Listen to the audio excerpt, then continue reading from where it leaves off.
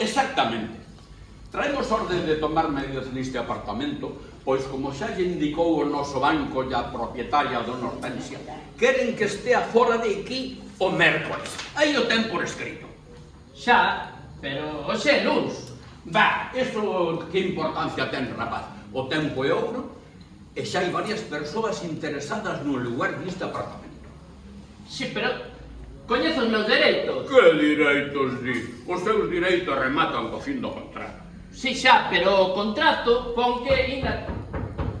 Señor Gómez, mire, aquí no vamos a poder picar porque pasa el muro de carga. Y si se toca, se cae la casa entera.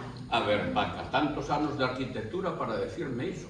Y le digo más, mire, aquí no metemos una nevera grande ni a empujones, y Vale. menos un horno, todavía un microondas.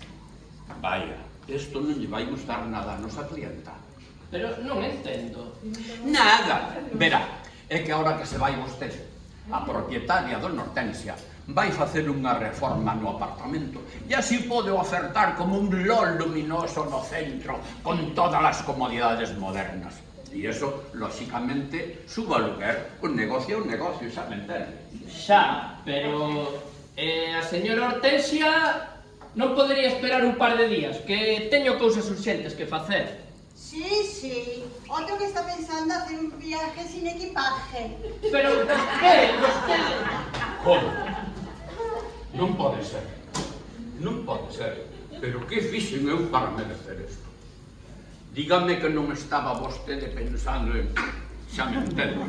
Pero a vostedes que lles importa? Non, non e non. Non pode vostede suicidarse neste apartamento. Perdoe?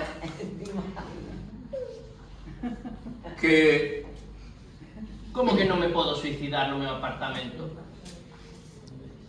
Que si. Me parece que no nos estamos entendiendo.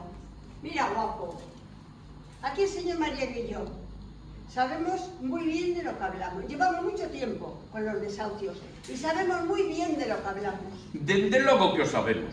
Non vaya a pensar vostede que con isto da crise, que todo vai mal, e que patatín e patatán. É vostede o único que está pensando en irse a dormir ao cemiterio con tal de non pagar as débedas. Non, señor. Xa levamos máis de 5 suicidios no que vai de mes solo nesta parte da cidade. Eso sí, é vostede o suicida máis xove que tapamos este mes. Es verdad, pero que conste que no tenemos nada en contra suya, ¿eh? Claro que non. Isto non é nada persoal. E non é que nos importe moito a nós, a verdade, que xa estamos curados de espanto. A fin de contas, os bancos e as inmobiliarias vivimos desto e a todos se acostuma un. Pero xa sabe como é a xente de tiquismiquis. E se vostede se suicida aquí, a vivenda devolúase. Perdoe? Que ninguén quere vivir na casa dun morto por moi arranxada que este. Debe ser cousa deso das fantasmas e tal. Ademais, non se imagina o que costa limpar as manchas de sangue. Un pastizal. Y los cristales, las paredes nunca quedan igual, de color. Sería un desastre horrible. Xa, igual les parece ben entonces se me tiro por a ventana. Ya no romper los cristales. É que xa se sabe.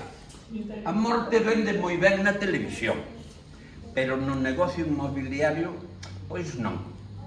Mire, hai que saber facer as cousas ben.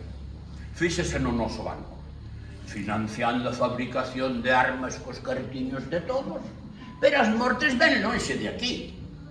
Claro, porque os suicidios non son mortos, verdad? Esos son danos colaterais. Colaterais. Son accións desesperadas, quererá decir vostede. Eso é por mala xestión dos recursos particulares. Mire, levamos máis de 350.000 desafiuzamentos nos últimos 4 anos. E é que se non hai cartos, non hai casa, lei de mercado, así de simple. Así de simple. Así de simple.